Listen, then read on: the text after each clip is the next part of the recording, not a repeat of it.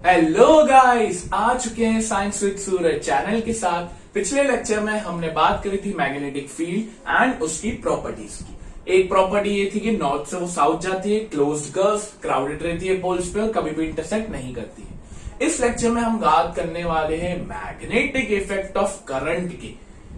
मतलब कि अब इलेक्ट्रिक करंट से आप मैग्नेटिक इफेक्ट कैसे जनरेट कर सकते हो, यही कहने का मतलब है मेरा। पहले हम इसकी बात नहीं करते, मैं आपको एक चीज बताता हूं कि एक करंट दौड़ रहा है। हमने इलेक्ट्रिसिटी चैप्टर में देख ही लिया कि करंट कैसे दौड़ता है। तो करंट जब दौड़ रहा है, जब वो पॉजिटिव टू नेगेटिव जा रहा है, जब हम एक पोटेंशियल डिफरेंस उसके अक्रॉस लगा देते हैं, वोल्टेज लगा देते हैं, तो ठीक है, वो जनरेट होता है। हमने एक और चीज देखी थी कि करंट जब भी दौड़ता है तो हीटिंग इफेक्ट भी प्रोड्यूस करता है। उसका फॉर्मूला देखा था I²RT कि heating effect of electric current क्या होता है। जब करंट फ्लो होता है तो हीट जनरेट होती है। सेम फंडा यहां पर है। जब इलेक्ट्रिक करंट फ्लो होता है तो मैग्नेटिक फील्ड जनरेट होती है। सर कैसे? सर इसका मतलब तो आप ये कहना चाह रहे हो कि हमारे घर की जो वायर्स है, उन वायर्स में करंट दौड़ रहा है, तो हो सकता है कि वो, अब आपके कहने का मतलब है कि वो वायर्स के अंदर मैग्नेट है, वो मैग्नेटिक इफेक्ट जनरेट कर रहे हैं। तो अगर हम आयरन के पीसेस को वहां ले जाएंगे तो वो अट्रैक्ट हो जाएंगे। बट ऐसा होता है क्या? नहीं। हम तो वायर के सामने ले जाए तो ऐसा तो नहीं होता। ऐसा क्यों नहीं होता है? क्योंकि वहां पर वीक मैग्नेटिक फील्ड है, स्ट्रॉन्ग मैग्नेटिक फील्ड कतई नहीं है। तो इस टॉपिक का मतलब यही है, बहुत बड़ी डिस्कवरी थी ये, कि आप करंट पास कर रहे हो एंड उस करंट की वजह से मैग्नेटिक इफेक्ट जनरेट हो गया, मैग्नेटिक फील्ड जनरेट हो गई। और किसी भी मैग्नेटिक फील्ड अगर जनरेट हो जाती है तो मतलब हम आयरन पार्टिकल्स को उससे अट्रैक्ट या रिपेल करवा सकते हैं। बिल्कुल। अब ये बहुत बड़ी एक डिस्कवरी थी, साइंटिस्ट ने करी थी। तो इस वजह से ये एक सबसे इंपॉर्टेंट थ्योरी बनी हमारे पूरे ऑल ओवर फिजिक्स की। तो इसे हम बोलते हैं magnetic effect of electric current. अब जरा हम देखते हैं कि क्या प्रैक्टिकल था। प्रैक्टिकल यूं था कि एक सर्किट के अंदर एक कंपास लगाया हुआ था। अब इस कंपास में कुछ भी नहीं था, क्योंकि कंपास भी एक मैग्नेट की तरफ जनरेट करता है। अगर आप एक सिंगल कंपास और एक मैग्नेट को साथ में लेके आते तो वो दोनों अट्रैक्ट हो जाएंगे या रिपेल हो जाएंगे, क्योंकि एक मैग्नेट की मैग्नेटिक फील्ड होती है, ये आपको पता है। बाकी यहां पर तो सिर्फ कंपास है। अब कंपास के आजू बाजू सिर्फ कुछ नहीं है, एक वायर लगी हुई है। वायर के अक्रॉस अपन ने बैटरी लगाई है। मान लेते कि ये 6 वोल्ट की बैटरी लगाई है हमने। अब होता क्या है, जैसे ही हम करंट को पास करते हैं, वोल्टेज या स्विच को ऑन करते हैं, तो हमें एक अजूबा देखने को मिलता है। सर क्या सर्किट फट गया? नहीं। सिंपल सा अजूबा ये देखने को मिलता है कि ये मैग्नेटिक जो निडल है वो डिफ्लेक्ट कर गई। क्या कर गई? डिफ्लेक्ट कर गई। डिफ्लेक्ट का मतलब होता है वो घूमने लग गई, धुम धुम धुम धुम। सर क्या, कैसे बोल रहे हो? सर अगर एक कंपास की निडल डिफ्लेक्ट होगी तो वो कब होगी? जब उसके आजू बाजू मैग्नेट होगा। बट यहाँ पे तो कोई मैग्नेट ही नहीं है, तो वो कैसे डिफ्लेक्ट हुई?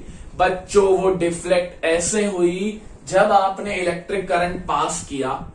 जब आपने करंट पास किया तो वो निडल डिफ्लेक्ट हुई। मतलब करंट के अंदर कुछ ना कुछ तो ऐसी चीज जरूर थी जिसने कंपास को मैग्नेटिक इफेक्ट जनरेट करवाया। बिल्कुल सर। तो इसी फिनोमिना को हम बोलते हैं magnetic effect of electric current. When an electric current is passed through the circuit, the compass needle get deflected. So this is called as magnetic effect of electric current. मतलब electric current से आप magnetic effect generate कर रहे हो, इसको हम बोलते हैं मैग्नेटिक इफेक्ट। आई होप आपको ये चीज समझ में आ गई होगी। अब अपन बात करते हैं 3 तरीके से मैग्नेटिक फील्ड को जनरेट करवाने के। चलिए अब बात करते हैं स्ट्रेट कंडक्टर से। स्ट्रेट मतलब स्ट्रेट वायर लगा रखी है और करंट फ्लो हो रहा है पॉजिटिव टू नेगेटिव, आप देख सकते हैं। अब सर ये पुष्टा क्या लगा के रखा है? सर ये पुष्टा इसलिए लगाया गया है ताकि जब ये करंट पास हो तो मैग्नेटिक फील्ड जनरेट होगा। तो जैसे ही मैग्नेटिक इफेक्ट जनरेट होगा, मतलब मैग्नेटिक फील्ड लाइंस जनरेट होगी, उस मैग्नेटिक फील्ड लाइंस की हमें डायरेक्शन देखनी पड़ेगी। तो अब इस पुष्टे के ऊपर हम क्या करेंगे? आयरन फिलिंग्स छिड़क देंगे। आयरन फिलिंग्स जैसे ही छिड़केंगे तो आयरन फिलिंग्स एक पैटर्न बनाएगी और वो पैटर्न हमें देखना है कि वो पैटर्न कैसा होगा। तो जैसे ही करंट पास हुआ, अब करंट यहाँ फ्लो कर रहा है। अगर हम इसके अंदर देखें तो करंट अपवर्ड डायरेक्शन में फ्लो कर रहा है। तो अब जो आयरन फिलिंग्स जब आप इस पे छिड़कोगे तो वो जो पैटर्न बनेगा ना बच्चों, वो बनेगा कॉन्सेंट्रिक सर्कल। कौन सा सर्कल बच्चों? Concentric circle. कॉन्सेंट्रिक सर्कल्स वो सर्कल्स होते हैं जिनका सेंटर सेम रहता है। आपने मैथ्स में पढ़ा होगा। तो ये जो फील्ड जनरेट होगी वो ऐसी जनरेट होगी, सर्कुलर लूप्स में। कैसी जनरेट होगी बच्चों? सर्कुलर लूप्स में। ठीक है सर, हमें पता चल गया कि स्ट्रेट वायर से सर्कुलर लूप जनरेट होता है, कॉन्सेंट्रिक सर्कल जनरेट होते हैं। बट सर मैग्नेटिक फील्ड की डायरेक्शन क्या होगी? क्लॉकवाइज होगी, एंटी क्लॉकवाइज होगी, कैसी होगी? तो उसके लिए एक रूल है, जिस रूल का नाम है राइट हैंड रूल। कौन सा रूल? Right hand rule. तो बच्चों हो जाइए शुरू अपना राइट हैंड निकालने के लिए। राइट हैंड रूल के अंदर सबसे पहले आपको इसके अंदर दो डायरेक्शन दिख रही, एक करंट की डायरेक्शन और एक फील्ड की डायरेक्शन। करंट की डायरेक्शन तो अपवर्ड है, ये आपको दिख रहा है। तो करंट, ये थंब आपका डिनोट करेगा करंट। तो करंट की डायरेक्शन कैसी है? अपवर्ड। अब ये जो आपकी बची हुई 4 उंगलियां बच गई, 4 फिंगर जिसे हम बोलते हैं, 4 फिंगर डिनोट करेगी आपकी फील्ड की डायरेक्शन। थंब आपकी करंट की डायरेक्शन, ये आपकी फील्ड की डायरेक्शन। तो अब जब हम इसमें अप्लाई करें, देखिए आप भी कर सकते हैं। करंट ऊपर, आप देखिए थंब मेरा ऊपर है, नीचे होता तो मैं नीचे कर देता। करंट ऊपर, तो अब आपकी फील्ड, ये जो 4 होंगे, आप इसको आप ऐसे रिवॉल्व करिए, ये इस तरफ। तो ये किस तरफ घूम रही है? ये यूं घूम रही है। तो फील्ड की डायरेक्शन कैसी होगी? कुछ ऐसी होगी बच्चों, आप देख सकते हैं, यूं यूं मेरी तरफ। तो ये होता है राइट हैंड रूल।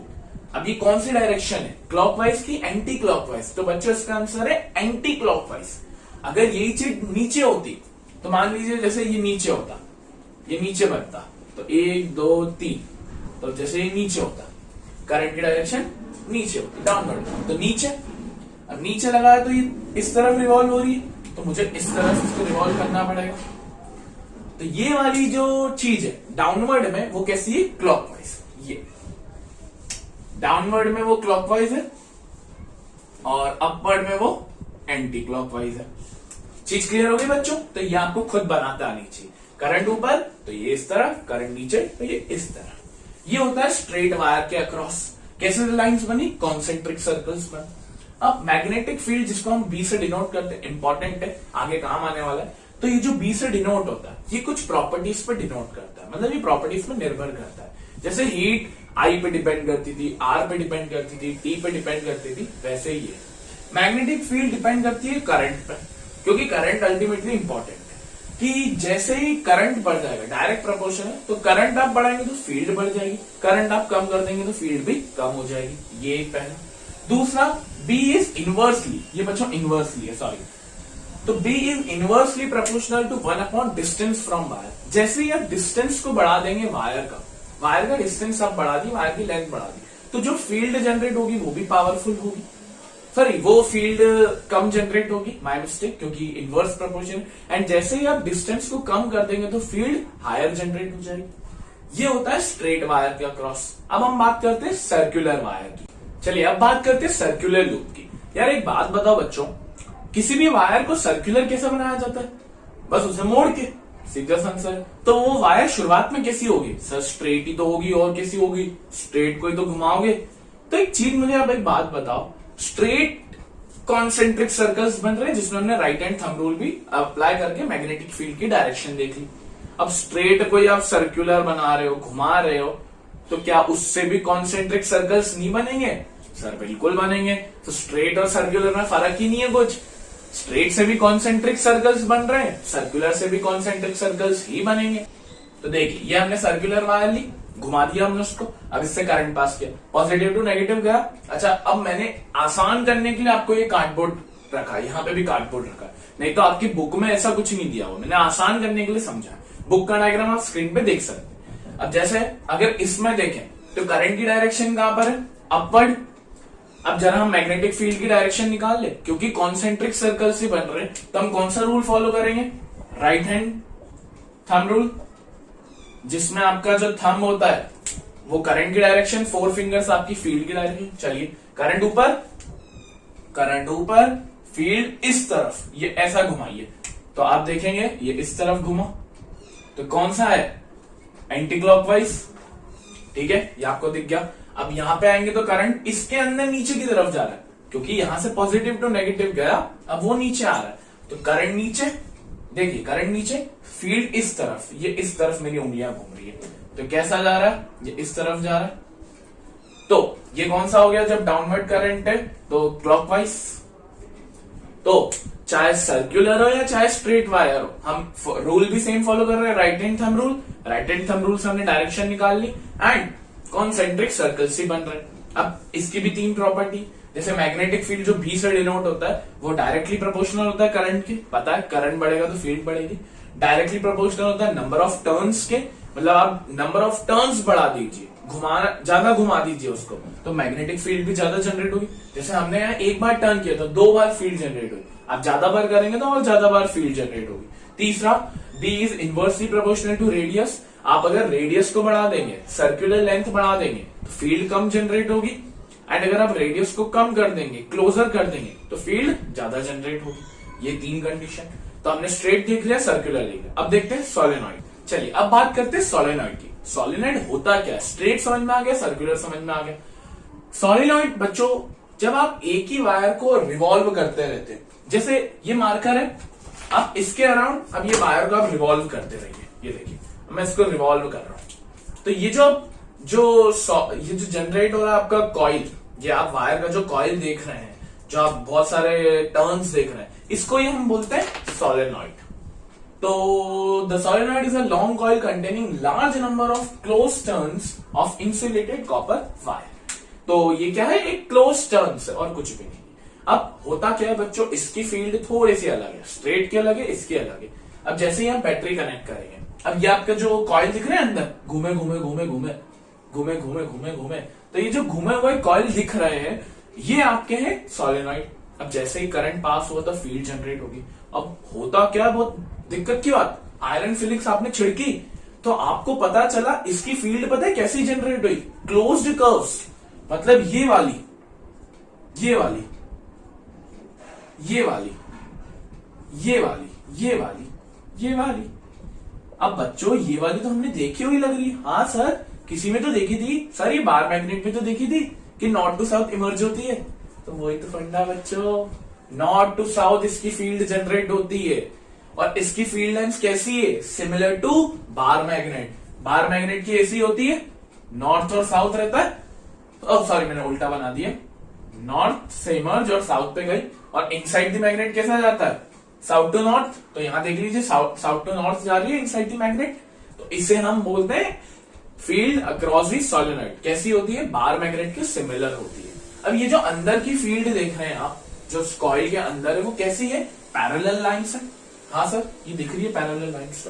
अब ये जो पैरेलल लाइंस है, पैरेलल लाइंस मतलब जो कभी मीट नहीं होती, पैरेलल लाइंस है, तो जो इनकी स्ट्रेंथ रहती है, जो अंदर मैग्नेटिक फील्ड की वीक है कि स्ट्रांग है, वो एकदम सेम रहती है, यूनिफॉर्म रहती है, क्योंकि पैरेलल लाइंस है। तो हमें समझ में आ गया कि बार मैग्नेट और कहीं ना कहीं सोलेनॉइड एक जैसे ही है, एक जैसी उनकी फील्ड जनरेट होती है और नॉर्थ टू साउथ इमर्ज होती है। तो स्ट्रेट से कॉन्सेंट्रेट, सर्कुलर से कॉन्सेंट्रेट, उन दोनों में right hand thumb rule. Solenoid के अंदर बार मैग्नेट, तो उसकी डायरेक्शन आपको पता है, नॉर्थ टू साउथ, जो अपन डिस्कस कर चुके हैं। इस वीडियो के लिए इतना ही। नेक्स्ट वीडियो में हम एक नए टॉपिक की बात करेंगे। Thank you for watching this video. Radhe Radhe.